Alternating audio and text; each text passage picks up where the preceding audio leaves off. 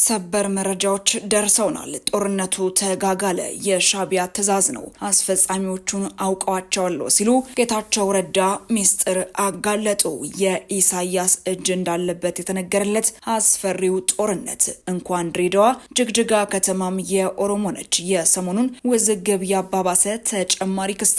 እኚህን ጉዳዮች በዝርዝር ሰዓታችን በስፋት የምናስደምጣቸው ይሆናሉ። ሰላም ጤና ይስጥልን። በመላው ክፍለ ዓለማት የምትገኙ የዴ ታርጌት ኒውስ ቤተሰቦቻችን በያላችሁበት የዓለም ስፍራ ሁሉ ሰላማችሁ ይብዛልን እያልን እነሆ ለቻናላችን አዲስ ከሆናችሁ ቻናላችንን ሰብስክራይብ በማድረግ ቤተሰብ እንድትሆኑን በተጨማሪም የደወል ምልክቷን በመንካት ዘላቂ ቤተሰብነትን ከኛ ጋር እንድትመሰርቱ እንዲሁም በየዕለቱ የምንለቃቸውን ቪዲዮዎችን ከወደዳችሁ ላይክና ሼር እንድታደርጉልን እየጠየቅን ወደ መረጃዎቹ እናመራለን። መልካም ቆይታ። ወደ አስቀደምንላችሁ መረጃችን ስናመራ የጠቅላይ ሚኒስትሩ አማካሪ አቶ ጌታቸው ረዳ ትላንት በአፋር ክልል ተፈጽሟል የተባለውን ጥቃት የሻቢያ ትዕዛዝ ነው፣ አስፈጻሚዎቹም ፍሳ ማንጁስና ዮሐንስ መዲድ ናቸው ሲሉ ወንጅለዋል። ጌታቸው ማሳሰቢያ ለልባሞች ሲሉ ሰይመው በተረጋገጠ የፌስቡክ አድራሻቸው በለጠፉት ጽሑፍም ኋላ ቀሩ እያሉ የጠሩት ቡድን የፕሪቶሪያው ስምምነትን ቀዱ ለመጣል ሁሉንም አይነት ትንኮሳ ቢሞክርም የፌዴራል መንግስት ግብረ መልስ ሳይሰጣቸው ዝም በማለቱ አሁን የፌዴራል መንግስትን ጎትተው ወደ ግጭት ለማስገባት በማለትም በአፋር ትንኮሳ እየፈጸሙ ነው ሲሉ ወንጅለዋቸዋል። ይህ ትንኮሳ እርሳቸው የጌታቸው አሊያም አለቃቸው ሲሉ የጠሩት ሻቢያ ትዕዛዝ አጀንዳ ነው ያሉት አማካሪው ለዚህም ቀዳሚ ተጠያቂዎቹ ፍሳ ማንጁስና ዮሐንስ መዲድ ናቸው ሲሉም ገልጸዋል። ይህንንም ሊያቆሙት የሚችሉት ሁለቱ የጦር ጀነራሎች መሆናቸውንም ገልጸዋል።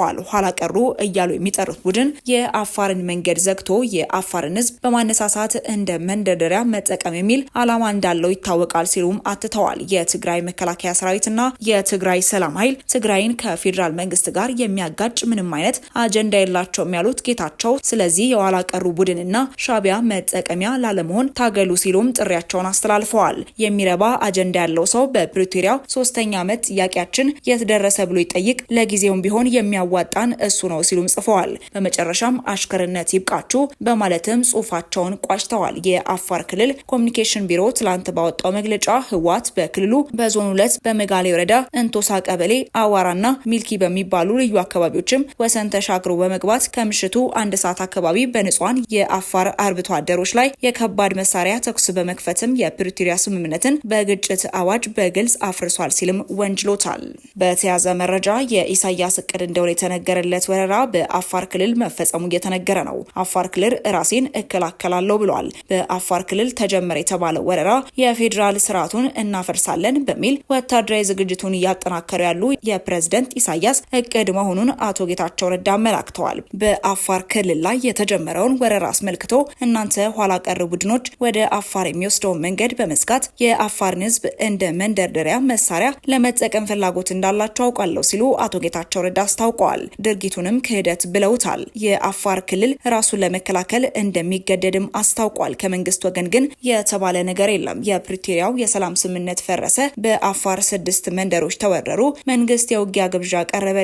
ከአፋር ብሔራዊ ክልላዊ መንግስት ወረራ መካሄዱን ተከትሎ ባወጣው መግለጫም ካለፉት ጥፋቶች መማር ያልቻለ በማለትም በነ ዶክተር ደብረጽዮን የሚመራውን የትነግ አንድ ክፋይ ይከሳል። አክሎም ከጥፋቱ የማይማረው ጎጅሌው የትነግ ቡድን በ26 ሁለተኛ ወር 2018 ዓ.ም በአፋር ክልል ወሰን ውስጥ በመግባት 6 መንደሮችን በጉልበት በመቆጣጠር ንጹሃንን በሞርታርና በዙ 23 በመደብደብ የተለመደውን የሽብር ተግባሩን በግልጽ ጀምሯል ሲልም ክስ ያሰማበትን ምክንያት ያስረዳል። ኋላ ቀር የሆነው ቡድን የፕሪቶሪያውን ስምምነት ለማፍረስ የተለያዩ ትንኮሳዎችን ሞክሯል፣ ነገር ግን የፌዴራል መንግስቱ ታግሷል ሲሉ በትግርኛ ቋንቋ በግል ኤክስ ገጻቸው ላይ አቶ ጌታቸው ረዳ አስጠንቅቀዋል።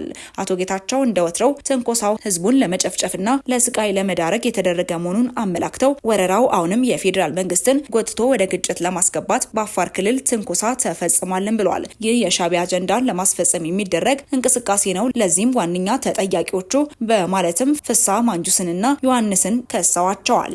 በተያያዘም የአፋር ክልል መንግስት በመግለጫው አዛውንቶቹ ሲል የጠራቸውን እነዚህኑ ክፍሎች የህወሓት ጉጅሌ በአፋር ክልል በዞን 2 በመጋሌ ወረዳ ቶንሳ ቀበሌ ዋራና ሚልኪ በሚባሉ ልዩ አካባቢዎችም ወሰን ተሻግሮ በመግባት ከምሽቱ 1 ሰዓት አካባቢ በንጹሃን የአፋር አርብቶ አደሮች ላይ የከባድ መሳሪያ ተኩስ በመክፈት የፕሪቶሪያውን ስምምነት በግጭት አዋጅ በግልጽ አፍርሷል በማለትም ጦርነት መታወጁን አስታውቋል። ይህ የህወሓት ጠባጫሪ ቡድን በቶንሳ ቀበሌ ላይ ተኩስ በሚከፍትበት ወቅትም ሰላም ወዳድ የአፋር ሽማግሌዎች እንዲመለሱ ቢማጸኗቸውም ጎጅሌው ግን አሻፈረኝ ብለዋል ያለው የአፋር ክልል መግለጫ የአዛውንቶችን ተማጽኖ ወደ ጎን በመተው ጥፋት መፈጸሙንም አመላክቷል። መግለጫው እንዳለው ይህ ከትላንት ጥፋቱ የማይማረው ተስፋ ቢሱ የህወሓት ጉጅሌ ቡድን ከድርጊቱ በአስቸኳይ ካልተቆጠበ የአፋር ብሔራዊ ክልላዊ መንግስት የዜጎችን ደህንነትና የወሰን ክብርን የማስጠበቅ እንዲሁም ራስን ከማንኛውም ውጫዊ ጥቃት የመከላከል ኃላፊነቱን እንደሚወጣ እንገልጻለን ሲል ማሳሰቢያም ሰጥቷል።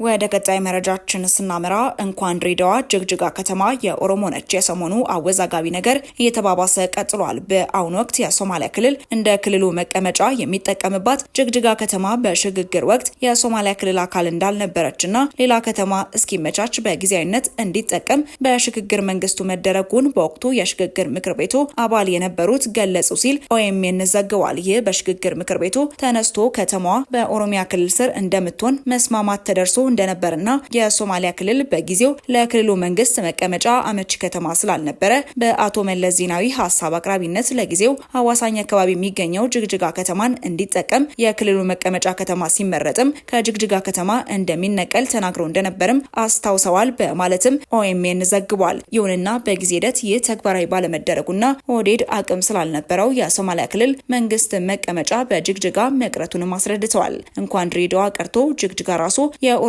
እንደነበር ማንም በሽግግር ምክር ቤት ውስጥ የነበረው አካል የሚያውቀው ጉዳይ ነውም ብሏል። ትክክለኛ ስሙ ጅግጅጋ እንደሆነ የሚናገሩት አስተያየት ሰጪዎችም ኋላ ላይ የሶማሊያ ክልል መንግስትም ጉዳዩን ስለሚያውቅ በከተማዋ ነባር ስያሜ ላይ ለውጥ አድርጎ ጅግጅጋ ማለቱንም አስረድተዋል። እንኳን ድሬዳዋ ጅግጅጋ ከተማ የኦሮሞ ነች የሰሞኑ አወዛጋቢ ነገር እየተባባሰ ቀጥሏል። በአሁኑ ወቅት የሶማሊያ ክልል እንደ ክልሉ መቀመጫ የሚጠቀምባት ጅግጅጋ ከተማ በሽግግር ወቅት የሶማሊያ ክልል አካል እንዳልነበረችና ሌላ ከተማ እስኪመቻች በጊዜያዊነት እንዲጠቀም በሽግግር መንግስቱ መደረጉን በወቅቱ የሽግግር ምክር ቤቱ አባል የነበሩት ገለጹ ሲል ኦኤምኤን ዘግቧል። ይህ በሽግግር ምክር ቤቱ ተነስቶ ከተማዋ በኦሮሚያ ክልል ስር እንደምትሆን መስማማት ተደርሶ እንደነበርና የሶማሊያ ክልል በጊዜው ለክልሉ መንግስት መቀመጫ አመቺ ከተማ ስላልነበረ በአቶ መለስ ዜናዊ ሀሳብ አቅራቢነት ለጊዜው አዋሳኝ አካባቢ የሚገኘው ጅግጅጋ ከተማን እንዲጠቀም የክልሉ መቀመጫ ከተማ ሲመረጥም ከጅግጅጋ ከተማ እንደሚነቀል ተናግረው እንደነበርም አስታውሰዋል በማለትም ኦኤምኤን ዘግቧል። ይሁንና በጊዜ ሂደት ይህ ተግባራዊ ባለመደረጉና ኦህዴድ አቅም ስላልነበረው የሶማሊያ ክልል መንግስት መቀመጫ በጅግጅጋ መቅረቱንም አስረድተዋል። እንኳን ድሬዳዋ ቀርቶ ጅግጅጋ ራሱ የኦሮሚያ እንደነበር ማንም በሽግግር ምክር ቤት ውስጥ የነበረው አካል የሚያውቀው ጉዳይ ነውም ብሏል። ትክክለኛ ስሙ ጅግጅጋ እንደሆነ የሚናገሩት አስተያየት ሰጪዎችም ኋላ ላይ የሶማሊያ ክልል መንግስትም ጉዳዩን ስለሚያውቅ በከተማዋ ነባር ስያሜ ላይ ለውጥ አድርጎ ጅግጅጋ ማለቱንም አስረድተዋል። ውድ ተመልካቾቻችን ለእሳቱ የነበረን መረጃ ይህንን ይመስል ነበር። አብራችሁን ስለነበራችሁ እጅግ አድርገን እናመሰግናለን። በቀጣይ እስክንገናኝ ድረስ መልካም ቆይታ።